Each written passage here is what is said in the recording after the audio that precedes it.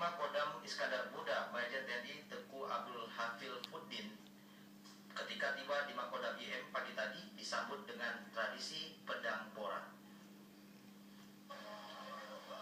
Teguh Abdul Hafil Fuddin menggantikan Majen TNI Muhammad Farudin SOS, di mana pelantikan dan serah terima jabatannya sudah dilaksanakan kemarin di Mabes TNI AD Cilangkap, Jakarta Timur. Pelantikan dan sekejap dipimpin Kepala Staf TNI Angkatan Darat Jenderal Mulyono. Setelah tradisi pedang pora, Majen TNI Teguh Abdul Hafil Fuddin dan istri akan mengikuti serangkaian kegiatan seperti digelar pengukuhan penerimaan warga Kodam Iskandar Muda, apel pasukan penyambutan Pangdam Iskandar Muda, yasinan, dan malam pengantar tugas. Sebagaimana diketahui, Pangdam Iskandar Muda yang sebelumnya dijabat Majen TNI Muhammad Farudin kini menjabat sebagai Asop Kasat. Sedangkan Majen TNI Abdul Hafil Fuddin yang sebelumnya menjabat sebagai TA Pengkaji Bidang Geografi Lemhanas menjadi Pangdam Iskandar